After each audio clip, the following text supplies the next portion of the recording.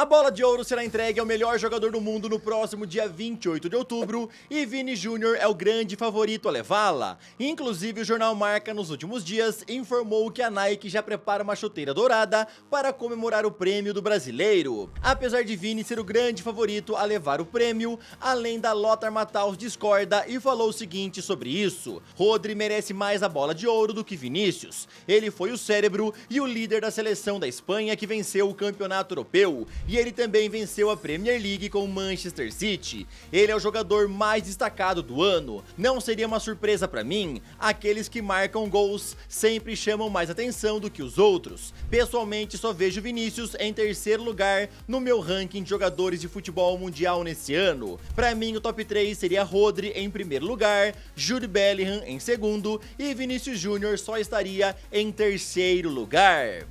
Meus amigos, Lothar Matthaus deu a sua opinião, né? E falou que Vini não estaria nem em segundo aí do melhor do mundo e estaria apenas em terceiro. Pra ele, o Rodri do City merece realmente levar o prêmio Bola de Ouro. A premiação, pra variar, né, tá dividindo opiniões ao redor do mundo do futebol. Muita gente falando que o Vini merece, gente falando também que o Rodri merece, mas agora é a primeira vez que eu vejo alguém falar, né, alguém relevante do futebol falar que o Vini Júnior só merecia ficar em terceiro lugar. Quero saber a tua opinião em relação a essas palavras de Lothar Matthaus. E também comente, na tua opinião, quem vai vencer o prêmio dia 28? O Vini Júnior, o Rodri ou outro jogador? Será que podemos ser surpreendidos? O jornal Marca fala que o prêmio é do Vini Júnior e a Nike já tá preparando a chuteira dourada pra ele, tá bom? Vamos ver o que é que vai acontecer. Eu sou o Todd, seja muito bem-vindo pra mais um vídeo aqui no canal,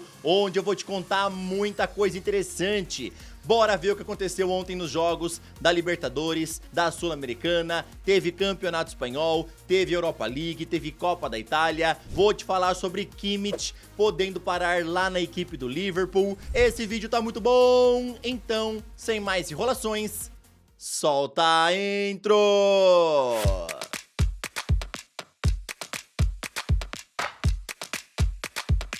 Ontem tivemos a volta das quartas de final da Copa Sul-Americana, onde o Cruzeiro passou o sufoco no finzinho do jogo com o Libertad, bem na estreia de Fernando Diniz, mas acabou empatando a partida em 1-1 e garantindo a sua vaga na semifinal, já que tinha vencido a ida por 2-0. Agora a Raposa vai enfrentar o Lanús na semifinal da competição. Já o Atlético Paranaense falou adeus à Sul-Americana após levar um chocolate do Racing lá em Buenos Aires. Os argentinos reverteram a derrota da ida por 1-0 e ontem meteram 4-1 no Furacão. Agora então o Racing vai enfrentar mais um brasileiro na semifinal, que é a equipe do Corinthians. Também tivemos ontem volta das quartas de final da Copa Libertadores, onde o Flamengo foi mais um brasileiro a dizer adeus. O rubro-negro precisava reverter a derrota que sofreu no Maracanã por 1-0, porém não conseguiu marcar, e o jogo contra o Peñarol terminou no empate sem gols, o que acabou classificando o Peñarol para a semifinal, onde eles vão enfrentar o Botafogo. Meus amigos, o Tite ontem após a partida foi cobrado ali, né, na entrevista, né? Pra quem não se lembra, após a derrota lá no Maracanã, ele prometeu aí que ia ter gol nesse jogo de volta. Se liga no vídeo. Uma grande oportunidade de quebrar essa escrita. Não é assim? É histórico, não é assim? Nós temos totais condições de chegar lá e fazer. Naquilo que foi um jogo de efetividade hoje, com 2 minutos, 3, faz o gol. E tu trabalha em cima do resultado também. E aí dos nossos erros que cometemos também, foi afoito em alguns momentos, precipitou em outros o goleiro teve a felicidade. Vai criar metade das oportunidades que criou hoje, vai fazer gol lá. Me cobra depois. E aí ontem, obviamente, como não teve gol, né, ele foi cobrado. Mas e a sua promessa aí, hein, Tite? Como é que fica? E ele tentou desbaratinar, falou não prometi nada, foi uma projeção. Se liga aí no vídeo. Legal. Eu só gostaria que, se eu prometo, eu coloquei prometo pra ti, do que a gente ia fazer gol? Eu coloquei prometo? Ou eu projetei? Mas é promessa, não é, eu projetei, né? Senão, sim, tá me cobrando, tu tem todo o direito, mas eu não coloquei prometi, porque promessa é uma coisa, tá? Eu não sou futurista, cara. Tá? Eu disse que nós íamos colocar isso, e era o objetivo de criar e fazer, nesse aspecto sim. Só que promessa, não. Não foi. Projetei, sim. Trouxe responsabilidade para mim, sim. Queria que fizesse, sim. Era para fazer gol, sim. Tudo isso. Só o termo, não. Não é. Quando você tem 3...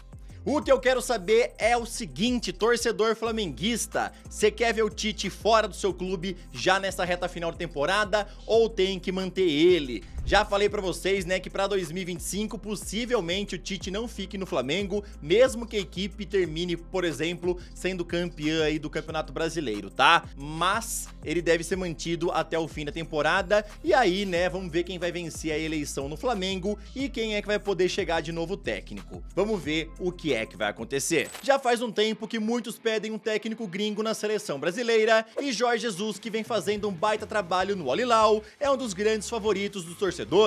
Em entrevista ao jornal português A Bola, ele falou o seguinte: a seleção brasileira é diferente, claro que é uma ambição, não nego, mas será difícil. No Brasil, dificilmente um técnico estrangeiro entra na seleção, acho eu. Pode ser que mude, mas dificilmente acontecerá. Eles não estão muito afim que um técnico estrangeiro, seja quem for, treine a seleção do Brasil. Se for um estrangeiro, penso que seria aquele que poderia estar mais perto, porque só torcedores do Flamengo são 50 milhões. Lembrando a vocês que Dorival Júnior já vem sendo bastante questionado por conta das últimas fracas atuações da seleção, e caso ele não consiga bons resultados nessa próxima data FIFA de outubro contra Chile e Peru, pode ser que haja uma mudança no comando técnico. Lembrando que atualmente o Brasil está em 5º lugar das eliminatórias para a Copa do Mundo, com apenas um ponto a mais da primeira seleção fora da zona de classificação. Eu já dei a minha opinião aqui pra vocês. Pra mim, precisa de um técnico gringo com outra mentalidade na seleção brasileira, mas também tem que acontecer algumas mudanças lá na CBF, tá? O próprio Jorge Jesus falou, né? Eles não querem um técnico estrangeiro, seja quem for. Então, realmente, é bem estranho tudo isso, né?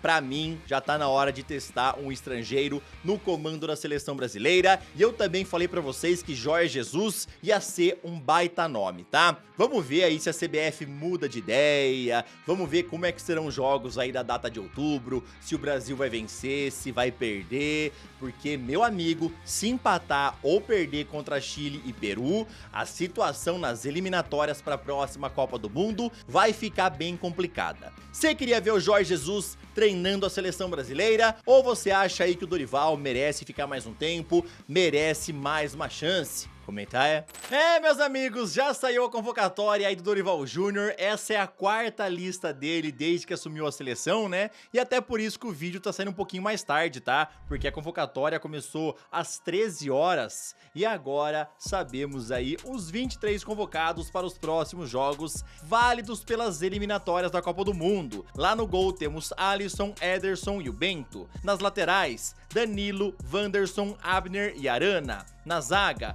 Gabriel Magalhães, Marquinhos, Bremer e Éder Militão. Lá no meio campo, André, Gerson, Bruno Guimarães, Lucas Paquetá e Rodrigo. E lá no ataque temos Endrick, Gabriel Martinelli, Igor Jesus, Luiz Henrique, Rafinha, Savinho e Vinícius Júnior. Lembrando aí mais uma vez que o Brasil está em 5º lugar, com apenas um ponto a mais do que o primeiro time fora da zona de rebaixamento, ou seja, precisamos vencer nesses 2 jogos dessa próxima data FIFA agora de outubro, onde o Brasil enfrenta o Chile no dia 10, lá em Santiago, e depois pega a seleção do Peru no dia 15, lá no estádio Mané Garrincha. Comenta aí o que é que você pensa a respeito dessa convocatória, quem que você acha que merecia ter sido lembrado pelo Dorival e não foi, e também comente quem foi convocado e você acha que não merecia ter sido lembrado pelo técnico da seleção. E também fala, né, quais são as suas expectativas para esses 2 jogos contra Chile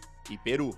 Agora, rapidão, queria te pedir aquela moral, deixa o like no vídeo, se inscreve no canal e também ativa o sininho. Aqui sempre tem vídeos novos para te deixar muito bem antenado em relação a esse esporte tão maravilhoso e amado por todos nós. Ontem tivemos mais jogos pela Europa League, onde o Ajax goleou o Besiktas por 4-0. Braga venceu o Maccabi Tel Aviv por 2-1. Fenerbahçe venceu Union Saint-Gilloise também por 2-1. Roma e Atlético Bilbao ficaram no empate em 1-1. Tottenham meteu 3-0 no Karabag. Lyon venceu o Olympiacos por 2-0 e o Frankfurt ficou no empate em 3-3 com Vitória Pilsen. Após a primeira rodada da Europa League, a tabela está assim.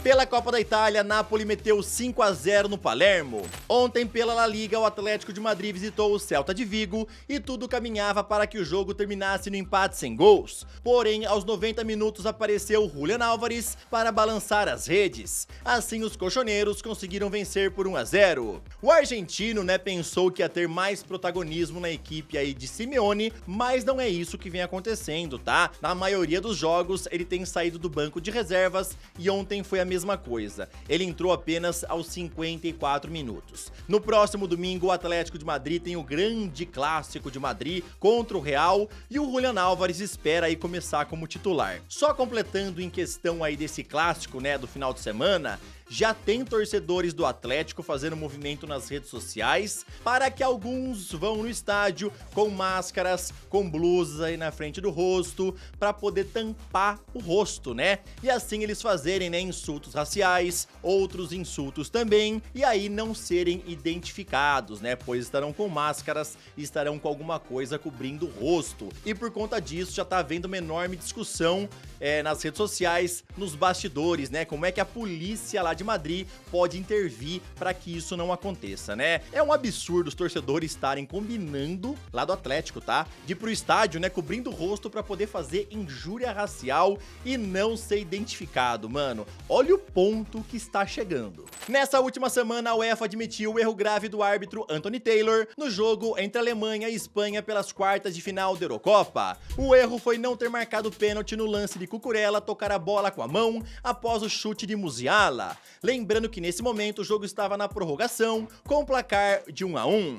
O jornal alemão Bild então entrevistou o Toni Kroos, que se aposentou justamente depois desse jogo, e ele respondeu o seguinte sobre todo esse assunto: demoraram apenas 3 meses a perceber que havia uma mão na bola, algo que quase todos puderam ver em apenas 1 segundo. Isso me acalma bastante. Posso dizer que agora sou campeão europeu porque foi oficialmente confirmado? Acho que não, Eu me segurei até hoje, não consegui ver que era uma mão relativamente clara, então não fiquei chateado com o árbitro na hora, só fiquei com raiva quando vi depois, então vamos deixar por isso mesmo. Lembrando que depois desse lance, o Merino marcou o gol, a Espanha passou para a semifinal, venceu a França, foi para a final, venceu a Inglaterra e foi a grande campeã da Euro, O Toni Kroos falou: que adianta os caras virem agora daqui 3 meses falar que erraram? Pô, foi pênalti, mas fazer o quê? Não vimos na hora, Tem VAR, tem tudo lá, mas não conseguimos ver na hora. Só descobrimos depois de 3 meses. Realmente o Toni Kroos tá correto, cara? Que adianta agora os caras falarem que foi erro? Não vai mudar nada.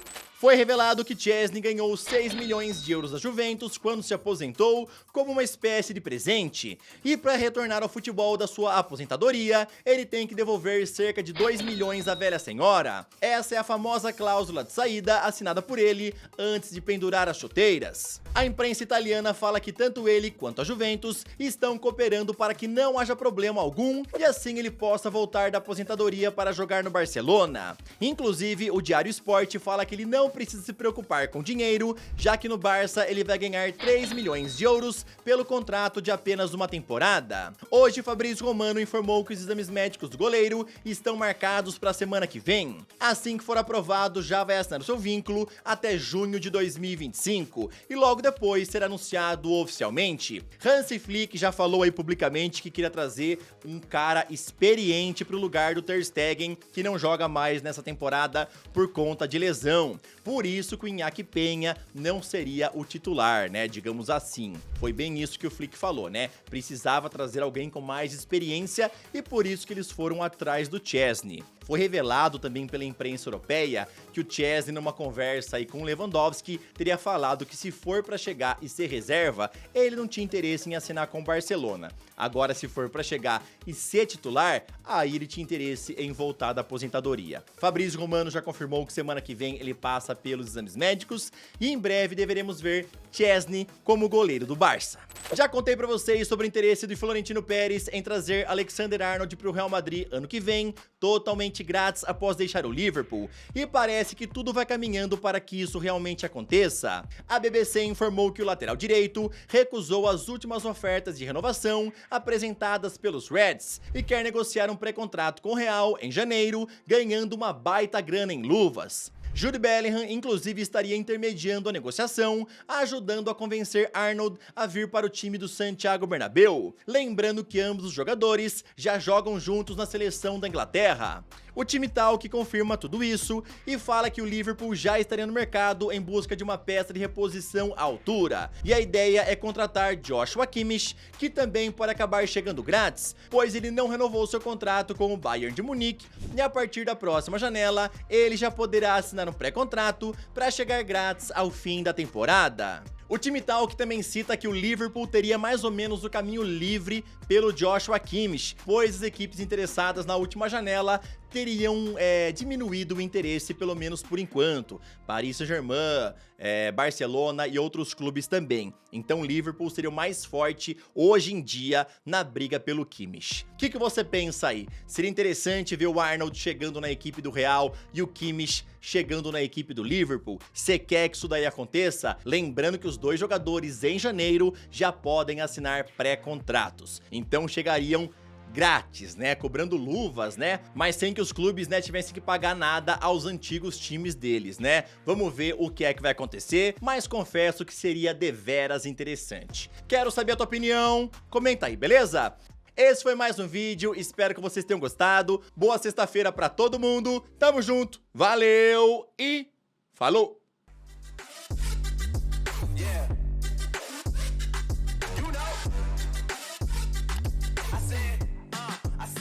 It's gonna be a